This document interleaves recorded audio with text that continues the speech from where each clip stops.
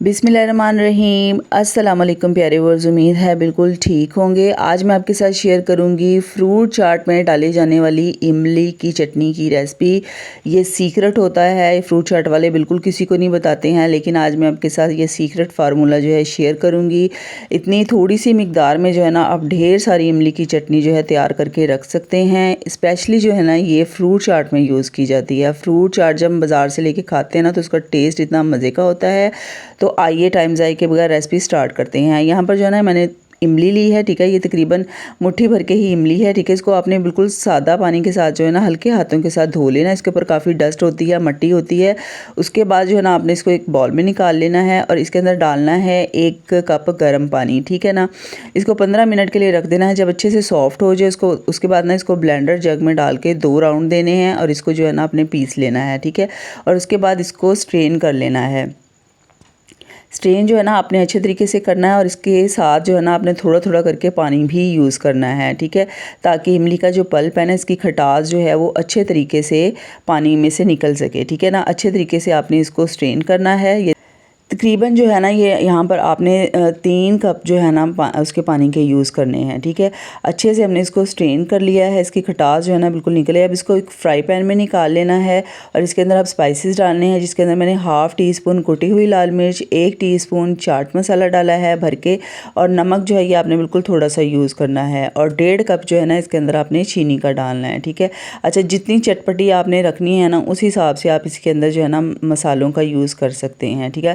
1.5 cup जो है ना इसके अंदर मैंने चीनी डाली है। अब इसको अच्छे से मिक्स कर लें। इसको पकने के लिए छोड़ देना है। तकरीबन जो है ना आपने इसको 7 से 8 मिनट तक जो है ना अच्छे तरीके से पका लेना है, ठीक है।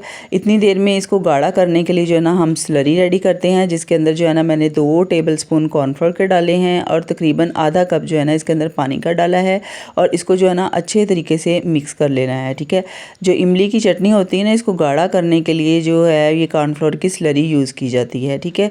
यहाँ पर इमली जो है इसको पकते हुए तकरीबन 7 से 8 मिनट हो चुके हैं। अब यहाँ पर चम्मच चलाते हुए इसके अंदर कॉर्नफ्लोर की स्लरी डालेंगे, ठीक है।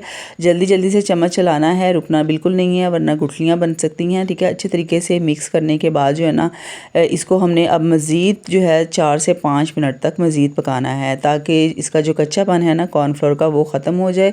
यहाँ पर आप देख सकते हैं ये कितनी ज़बरदस्त और थिक होना शुरू हो चुकी है, ठीक है। उसके बाद जो है ना 5 मिनट के बाद फ्लेम बंद कर देनी है और इसको अच्छी तरीके से जो है ना ठंडा होने के लिए छोड़ देना है, और उसके बाद इसको फ्रिज में रख देना है, ठीक, तकरीबन आधे घंटे के लिए।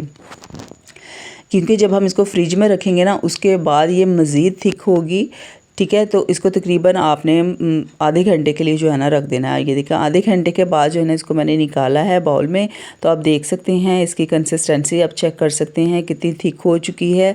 आप यकीन करें ये बहुत ही ज़बरदस्त और बहुत मज़ेदार बनती है। बिल्कुल थोड़ी सी मिकदार में जो है ना आप घर पर जो है वो तकरीबन 4 से 5 मरतबा जो है ना आप चाट जो है इससे चटनी के साथ बना सकते हैं।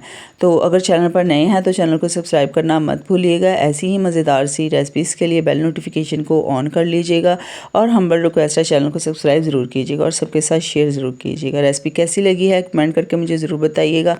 अपना ख्याल रखिएगा। अल्लाह हाफ़िज़, फ़ी अमान अल्लाह।